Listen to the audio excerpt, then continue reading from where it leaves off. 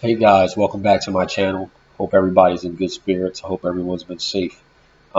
This particular video, if you look at the title, there's actually a video, not a video, but a sermon has been done with the exact same title by a pastor by the name of John MacArthur. He's a very famous pastor. For those of you who don't know him, he's a pastor at a church called Grace to You, or Grace Community Church in California. His name is John MacArthur. He's definitely an elder. When it comes to listening to people who preach the gospel and pastors in particular, I am very skeptic. I scrutinize everything. I take every pastor. I look at their sermons. I question their word. I'll go to the Bible. I'll check it out. I'm very thorough when it comes to who I listen to, because early on in my Christian faith walk, I was misguided and misled by a lot of pastors that were all over TV. Um, I was young in faith at that time. I couldn't really differentiate between who was authentic and who wasn't. So as I matured in my faith and as I got older and more mature and I started to read the Bible more and study it more, I was able to discern between truth and between lie, who was authentic and who wasn't. So John MacArthur is one of the pastors that I put through the fire. I put through the ringers of the word, and he stood the test. Um, I had never heard him say anything. The sermons I watched him do, I've never heard him say anything that was incorrect from a doctrinal standpoint. I may not agree with him on some things. That's his opinion. I can't think of any off the top of my head, except for what I'm going to get into. Um, but from a doctrinal standpoint, he's pretty much been authentic. I've never seen him trying to take the scripture and twist the meaning to, to fleece his flock and get money out of people, or to make it say something that it doesn't say. So he was one of the people that I listened to. Unfortunately, when you have a pastor or someone that you look up to for guidance, who's an elder, um, with all the knowledge and all the wisdom that they have, it doesn't mean that these people are not fallible or that they can make mistakes. Um, John MacArthur is a man of God. I would never say that he's not. Um, Charles Swindle was a man of God. He's another person I listen to extensively. John Piper, Zach Poonen, who's a guy. He's actually international. He's not an American, but he's another person that I listen to. But being a pastor doesn't mean everything you say is going to be correct. And it doesn't mean your interpretations are going to always be correct either. Um, and this was the case with John MacArthur. He did a video, a sermon that's on YouTube. It's called "How Should Christians Respond to the Riots?" And he said a lot of things. It's over an hour, so he said a lot of things, in this sermon that rubbed a lot of people the wrong way. Um, and I don't just mean people who don't go to his church. It rubbed people the wrong way that's a part of his church physically that go, and it rubbed people the wrong way who's a part of his church um, remotely from a distance, who may donate and then watch remotely, such as myself. I mean, I don't live in California, so I'm a person that watches John MacArthur sermons, remotely. I save them, I watch them, I go over them, and things like that. This particular sermon, he said, like I said, he said some things that rub people the wrong way. If you know anything about John MacArthur, you know he's kind of like he's a shoot from the hip person. He doesn't beat around the bush. He kind of just gives it to you straight. And if it's something that rubs you the wrong way or something that you don't like, he kind of just leave it as that's your problem. I'm just here to preach the gospel, so forth and so on. So on this particular sermon, he was addressing the riots. And because we're actually in the present moment of the riots and the climate of what's going on in our country, it was a very sensitive subject to approach. And I think it was brave of him to do it. And it's a shame I got to say that that's brave, because this is not something that should be brave when it comes to a pastor. If you're a leader, and especially if you're a leader of the Christian faith, you should be able to talk about any topic. You should be able to approach any topic because the Bible has covered everything. So there shouldn't be anything that we shy away from. But unfortunately, we're living in perilous times, Second Timothy, where you just have a bunch of pastors who will avoid anything that could cause division, anything that can cause an uproar within their congregation. So they kind of just stay away from those topics. And here, John MacArthur didn't do it. He started talking about the riots, and it was some things that he said in there that were ridiculous, for lack of a better word. They were ridiculous, and like I said, a lot of people in this congregation was upset. A lot of people who listened to him remotely was upset. I listened to him remotely, so I'll fall in that category. And I even reached out to one of his ministers, one of the elders on his board. I reached out to him on Twitter to kind of discuss the issues that I had with what he was saying during that sermon. And I'm going to address those issues now because I know a lot of people have these issues because I've seen the tweets and I've seen the different stuff on the internet. So I'm going to address them now. And I want to just reiterate, John MacArthur is a man of God. I would never say that he's not. But just because he's a man of God doesn't mean everything that comes out of his mouth is going to be correct. That goes for anybody. I don't care who the pastor is. I don't care how gifted he is, how long he's been doing it, how old he is, how much money he's got, how many television programs he's been on. Doesn't matter. No one is above a mistake. No one is above saying something out of their mouth that's just incorrect. It can be doctrinally incorrect or it can be factually incorrect. No one is above a mistake. And the problem that we have in Christianity today is all the Christian leaders we have today, none of them are rebukable. You can't rebuke them. So if they say something that's doctrinally incorrect and you point that out, they won't backtrack from the position. They'll double down. If they say something that's factually incorrect and you try to correct them, they'll just double down.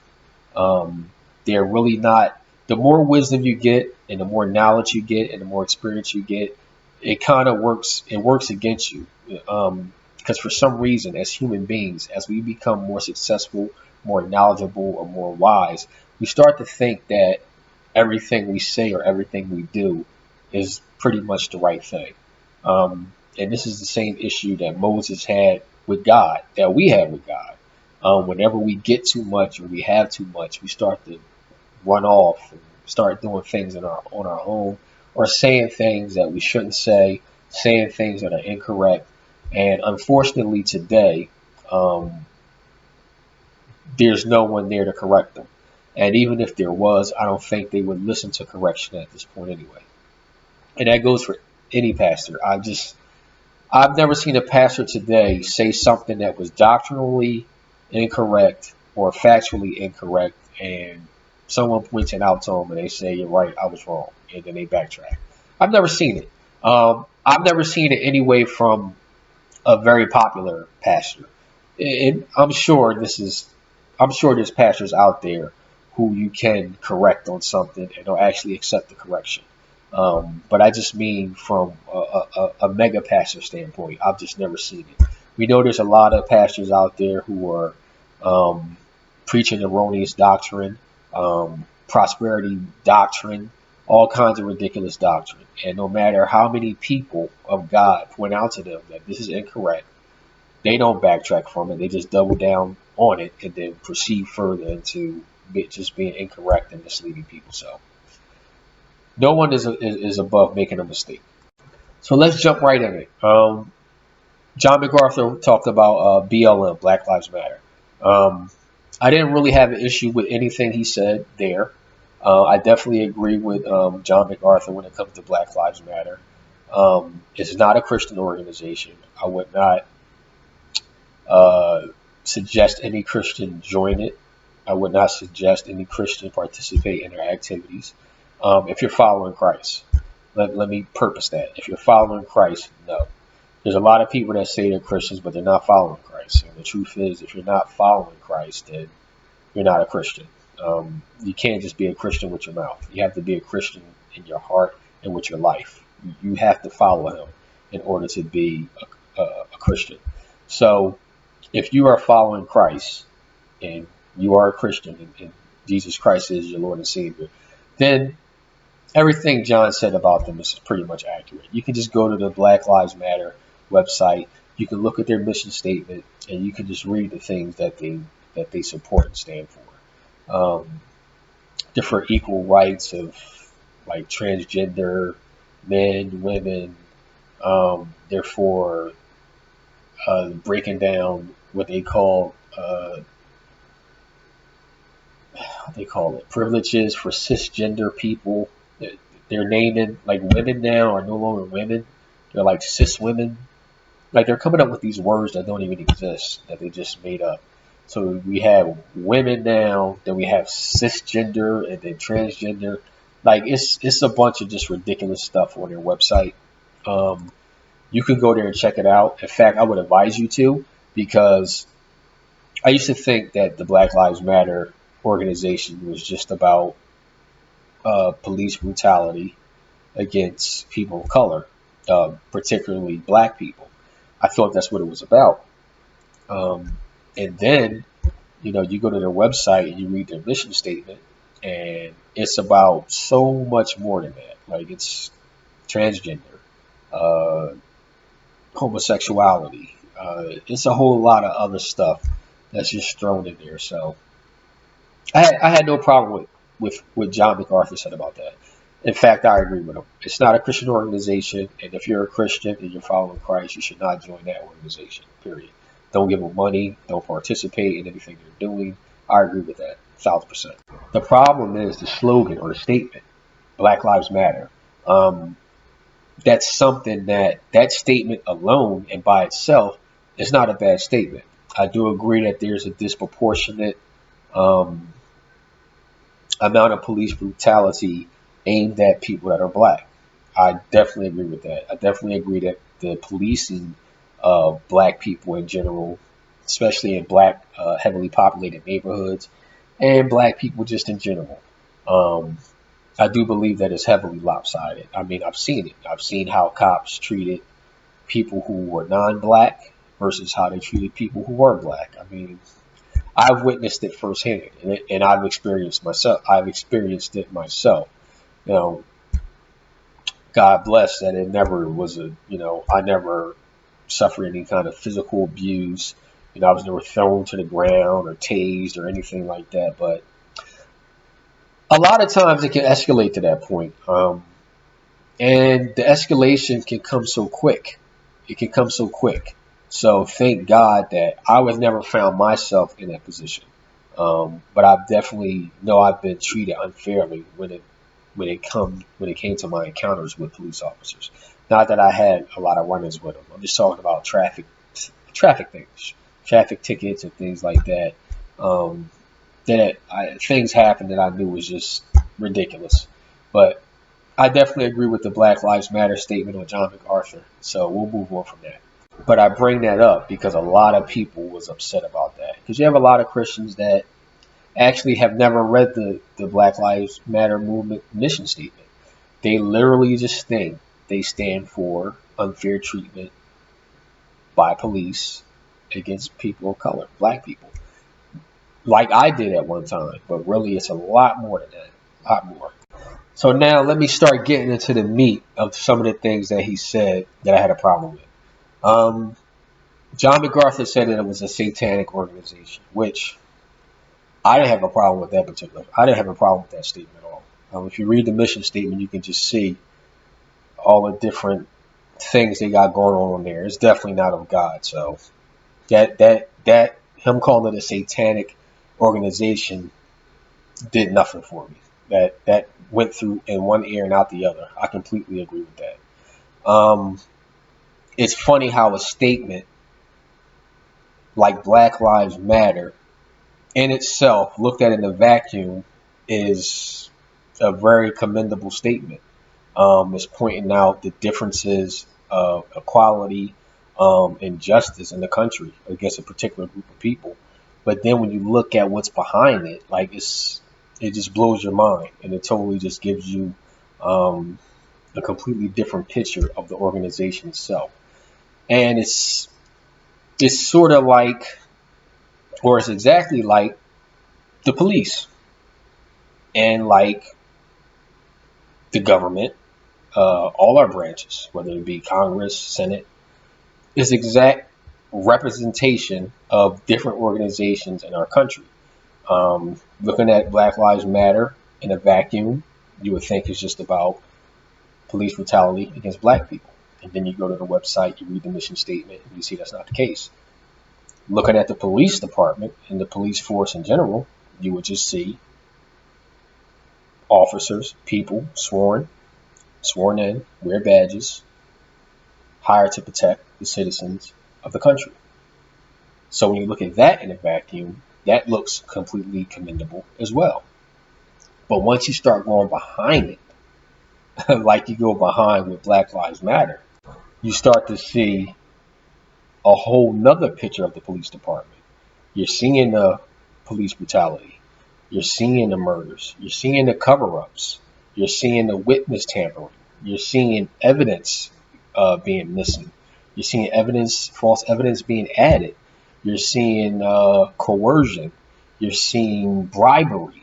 You're seeing so many different elements of things that are within the police department in our country. So why I bring that up is because if you can look at the Black Lives Matter mission statement, read what they support, and say that they're a satanic organization, then you should be able to have the same scrutiny against the police department. You should be able to look at their mission statement and then look at the police brutality, look at the witness tampering, look at the murders, and look at all the other things that we're now seeing, the racist rhetoric, videos, all the other things that we're seeing. You should be able to use that same eye and apply the same logic against the police department. So if BLM is satanic because of a mission statement and what they stand for, you should be able to look at the police department with the same scrutiny and say the same thing. Why would you not be able to say that the police department, by and large, is satanic? We have murder, we have conspiracy, we have lies, we have maliciousness, we have deception. Everything's there. Everything you need to bake a corrupt cake, is in the police department. So you should be able to say the same thing. So that's a problem that I had with him, is that his analysis was lopsided, because then later on he went on to say that the police officers were the line between a sane and an insane society.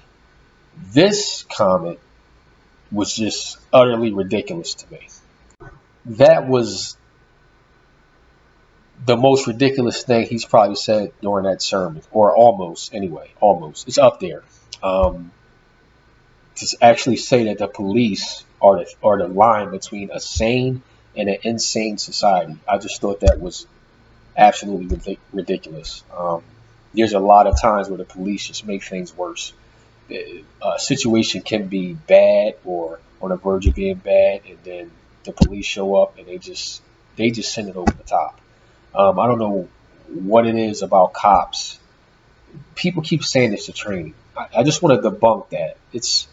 Some of it is training. Yes, some of it is training, especially if you're a new police officer. The only thing you have to go on is your training. You don't have any experience. You don't have anything else to come behind the training. So for younger, newer police officers, yes, it's training. But listen, guys, these problems that are happening with the police department are by and large problems of the heart. It's not training. And no matter how much training you give a person, you can't retrain a person's heart. Only God can do that. God is the only person who can take a person's heart and then change it. So a lot of these people who wear these uniforms, it's not the training that's the problem. It's their heart. Their heart's the problem. And no amount of money, no amount of training, no amount of campaigning is going to fix that. So training is not going to fix the issue, because that's not the problem. The problem we have in this country between citizens and the police department is a heart problem. That's the problem. And then we can take it a step further. Okay, so already addressed BLM, already addressed the police department. Now let's even go higher than that. We can look at Congress. We can look at all our legislative branches, Congress, Senate. We can even look at our higher criminal branches, our legal criminal investigative branches, FBI, CIA. We can go back in our history, and not far back. Things are happening right now that we don't know about, but we can go back in our history and see the corruption inside the CIA, the different corruption inside the FBI. So every branch of our government has a history of corruption. Um, some more than others, but it's there. It's deception. Our government deceives us on a daily basis. Deception, bribery, murders, starting wars in other countries, selling drugs to pay for wars. So the reason why I'm bringing all this up is because I've never heard John MacArthur ever call out the police department. I never heard him call out the Senate, Congress, FBI, CIA, or any other organization in our country and call it a satanic organization. When there's proof of it, when there's proof of the same things he's accusing BLM of, there's proof in these other organizations. In fact, there's more proof in these other organizations.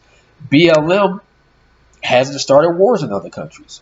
They haven't sold drugs to fund wars in other countries. They haven't sold drugs here to remove leaders in other countries. They haven't murdered people. So all these things that our other branches of government and organizations in our country have done, he has never given them the label of being satanic. But for some reason, with Black Lives Matter, he's given them the label of being satanic. So I found his message on the riots to be completely lopsided. So while I think it was brave for him to talk about the riots, I thought it was very, what's the word? I thought it was very pretentious of him to say that Black Lives Matter was satanic, but yet I've never heard him call out the police department. I never heard him call out the CIA, the FBI, or any of these other organizations that we have in our country that are deceptive, that are malicious, that are murderous, that are shrouded in conspiracies. I've never heard him do it. So that's something that really stuck out to me. Because as a pastor, as a man of God, when you speak for God, you speak for God against wrong. It's either right or it's wrong. And you speak to wrong. And you speak to wrong regardless of where it's at. I don't care if the wrong is here, to the left, to the right, to the center, diagonal left, diagonal right. You speak truth against wrong wherever you see it. You don't pick and choose where to speak truth. And I feel like that's what John MacArthur did. I think he was probably pressured to talk about the protests and to talk about Black Lives Matter. And then he talked about it, gave his opinion. He did have some scripture in his sermon. He did have some scripture in there. But some of it was his opinion. And then he delivered it to his congregation. And I just never seen him use the same scrutiny and discernment when it came to the police, when it came to the CIA, the FBI, because we know every branch of our country is corrupt, one way or another, to one extent or another. And I've never seen him talk about that. He singled out a particular group, and that was extremely wrong. You don't do that, especially when you speak for God and you're a man of truth, which he is. I'm not saying he's not. He's partial. In this particular case, he was being partial. And that's what I'm speaking of. I'm speaking about him being partial, and speaking on Black Lives Matter and giving them that satanic label, but not speaking about the wrongs on the other side. So, but as I said, later on, he also said our society, cops is what keeps our society sane. They're the difference between sane and insanity. So that speaks to why he didn't scrutinize them, because he believes that without the police department, the world would just go crazy, I guess. Um, and the truth is, without the police department, the world would go on the way it always has been. Um, before the United States was settled, it was just Native Americans here. There was no police department. You look at indigenous people who live all over the world. There's no police department. So without the police, the world would just go on the way it's always been going on. The world's been here a lot longer than the police department. So the world would just still go on. And I'm not a proponent. I'm not a person that says we don't need police. But don't tell me that they're the line between sane and insanity when they haven't even been around long enough. They haven't even been in existence long enough. Police departments are still relatively new. Before they were formed, there were no police. So I found that suggestion to just be ridiculous. Then he made a comment that the BLM organization were telling a bunch of lies, which that could be true. They could be telling a bunch of lies because I don't follow them. Again, because I read their mission statement, so I don't follow them verbatim.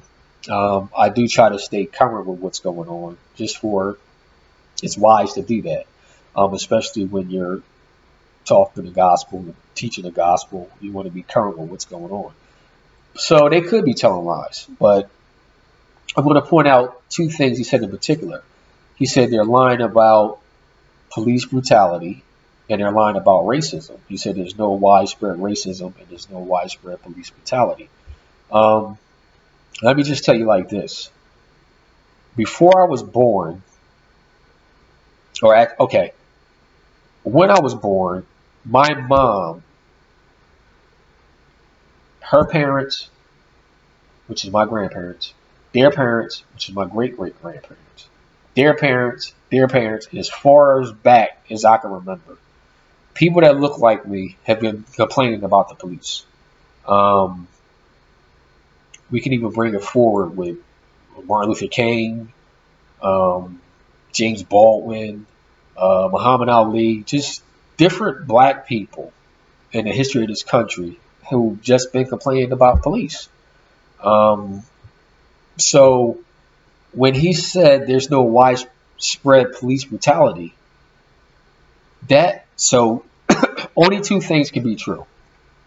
Either all my great grandparents and all my ancestors and all these black leaders that I just named, either they're all lying and John MacArthur's telling the truth, or they're telling the truth and he's lying.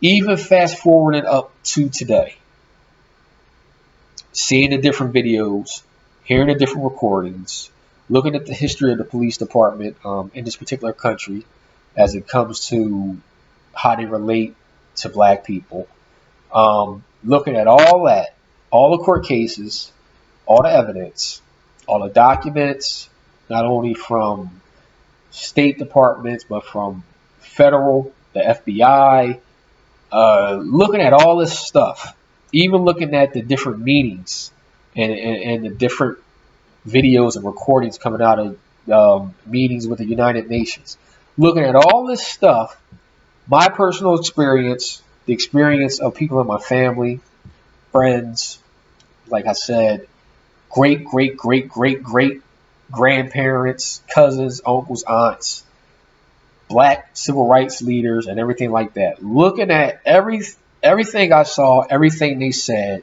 all the evidence, all the videos,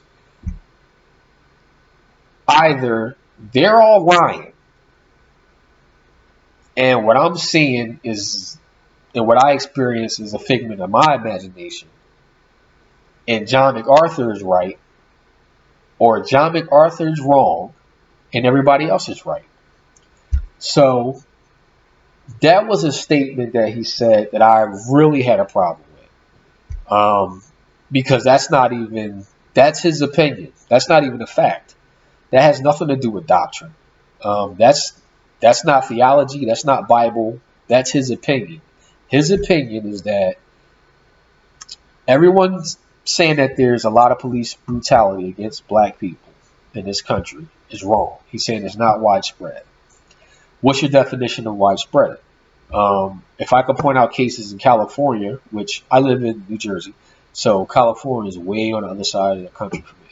So if I could pull out a case or cases in California, then I could point out some in South Dakota, then I could point out some in Maine, then I could point out some in New Jersey, I could point out some in Florida. That pretty much covers the whole net. So would that now be considered widespread? So what's widespread? What's his definition of widespread? He doesn't really elaborate. He just says police brutality is not widespread.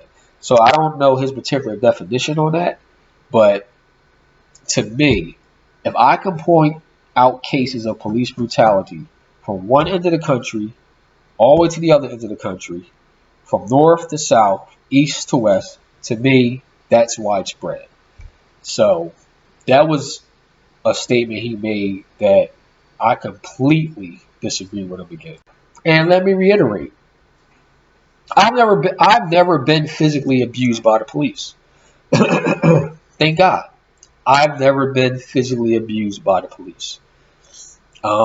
It's God's grace. You know, I'm not out there breaking the law or doing anything like that.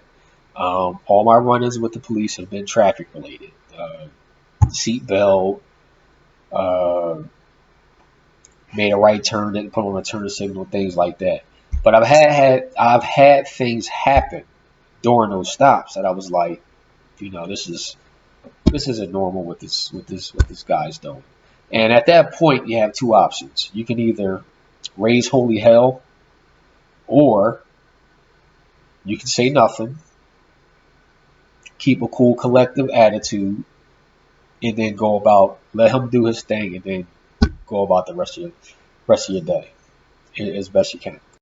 And the last little final thing that John said is he touched on slavery, which is always a sensitive topic, especially in this country, given the history.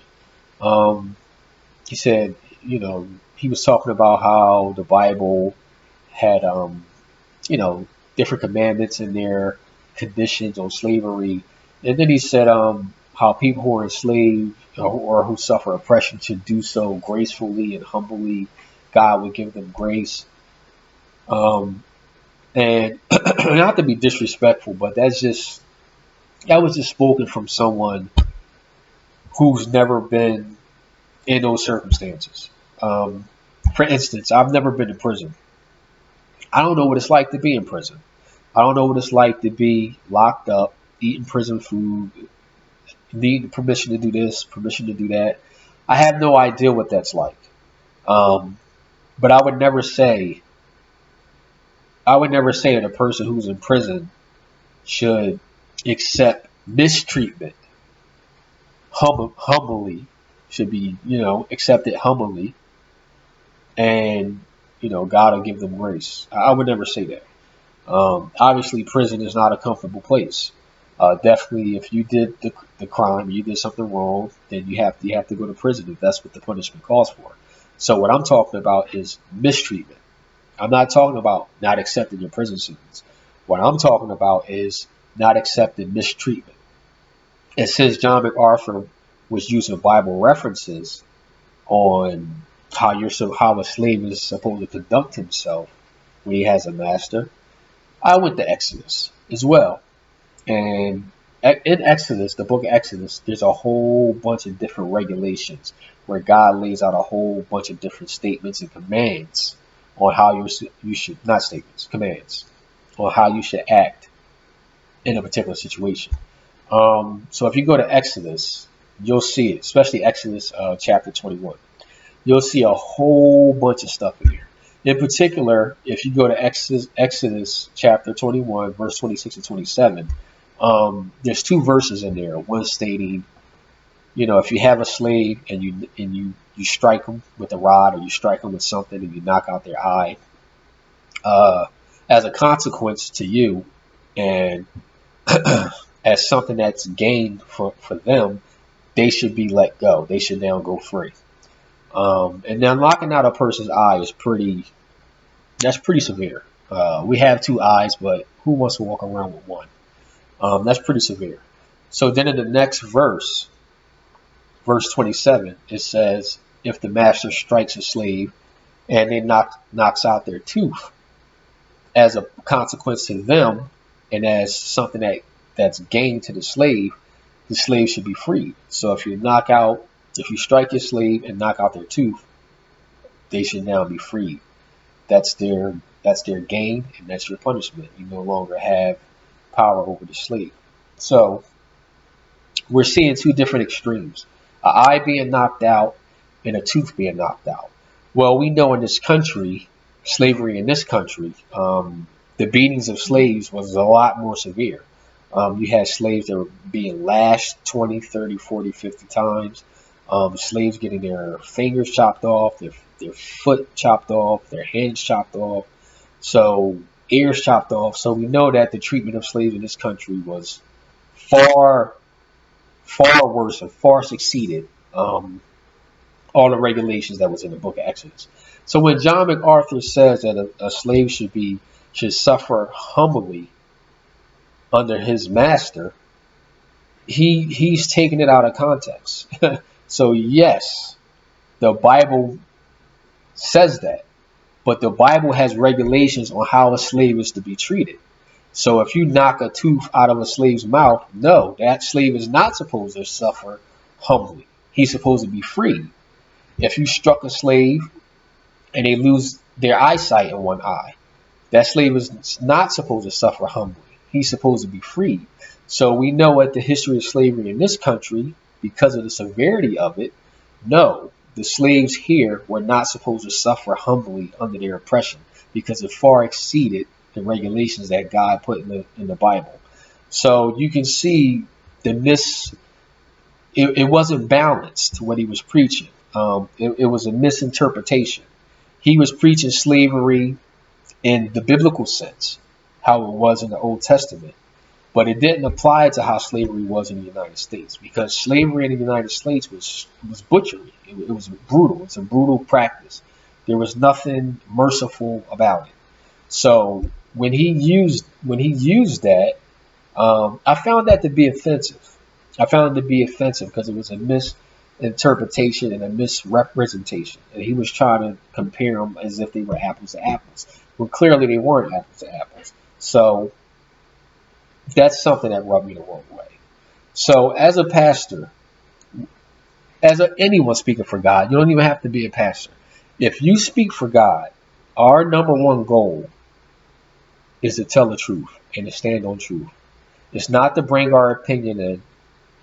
It's not to use the scripture to try to paint a picture of how we feel about a person, a thing, a group, an organization. That's not our job.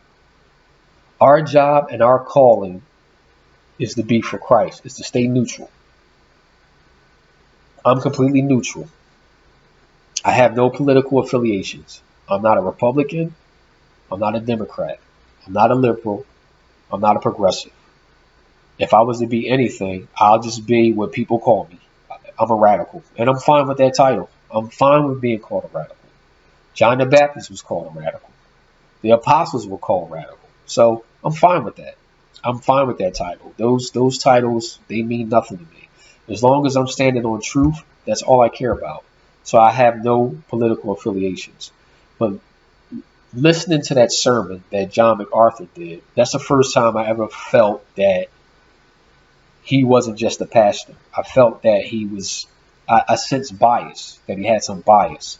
And I had an idea on where he leaned from a political standpoint, though I had no proof until recently, about a week ago. I seen him on Fox News on the Tucker Carlson show. So then what I suspected was confirmed. This is the thing. When you have in your heart, whatever's in a person's heart comes out of their mouth. Okay? That's biblical. So when you have a particular perspective or a particular attitude or a particular understanding about a particular thing, at some point it comes out. It's very hard to hide things that are in your heart. And I'm not saying John was hiding the fact that he was conservative. I'm not saying that. All my time of listening to him preach, he's never given me the inkling in the sermons that I saw that he was a Republican. Conservative, I could guess that. But I think you can be conservative and still not belong to a political party. I believe that. I believe you can be conservative in your thinking and still not align yourself with a political party. But looking at this sermon about the riots, it made, for the first time, he appeared as someone that belonged to a political party, because he was for this particular sermon, he was using his pulpit, in my opinion, to express some opinions that he had, that led me to that conclusion. And then once I seen him on Fox News with Tucker Carlson, it just confirmed what I had already suspected and that I already knew, that he was a Republican. So again, I'm not saying John MacArthur is not a man of God, but just because he's a man of God doesn't mean everything that comes out of his mouth is going to be correct. It doesn't mean it's going to be correct from a doctrinal standpoint, and it doesn't mean it's going to be correct from a factual standpoint. I, for one, always, and I'm always on the lookout for pastors, ministers, reverends, whatever title you want to give them, who use their pulpit to push personal agendas. Personal agendas, political agendas. I'm always on the lookout for that, because I do not follow men who use the pulpit, which is supposed to be a sacred place, to push a personal agenda or a political agenda. So, with that being said, I no longer listen to John MacArthur. And it's not because he's not a man of God. And I want to reiterate that again, because one thing I'm not going to use my channel to do is backbite, or use my channel to start just tearing down a whole bunch of other pastors. To me, that's just a waste of my time and my resources. God didn't call me out to do that. He called me to preach the truth, speak the truth, deliver the truth, unapologetically. And in doing that, it'll separate itself. It'll separate who's telling the truth versus who's not itself. I don't need to use my channel to just demonize and just destroy other people out there who people are looking up to. Or I see other channels where they're tearing down the pastors and, this guy's a false teacher, this guy's a false teacher. The Bible is clear. If you read it and study it, the Bible is clear on what's true and what's not. These people are not hard to find. They're not hard to look at, listen to, and then say, this guy's not telling the truth. This guy's not telling the truth. This guy's not telling the truth. But a lot of us don't want to take the time to actually do that. And a lot of us are actually lying to ourselves. We say we want God. We say we love God. But we're not willing to follow him. Because following God requires sacrifice. It requires that you give up things in your own personal life that are very, very important to you. And it's very hard, especially when it's things that you desire so much. And maybe it's things you wanted your whole life. But if God doesn't want these things, or doesn't have these things in his will for you to have, now you're at a crossroads. Am I going to listen to God, or am I going to listen to myself and do the things that I want? So I hope you like this video. If you think I'm out of line in any way, you can leave a comment. And again, God bless John MacArthur. He is definitely a man of God. He is. And he's in that book of life. I'm 1,000% convinced of that. But on this particular sermon, he wasn't right. He wasn't right. He used his pulpit to push, personal agendas, and that's not something that I like. And I'm always on the lookout for anyone that does that. So as a result of that, I'll no longer be listening to his sermons. He's not someone I can follow behind, because I see that, he will use his position to push his own agenda or his own political agenda and persuade people, to think a particular way. So that's my response to his video. The link is in the description.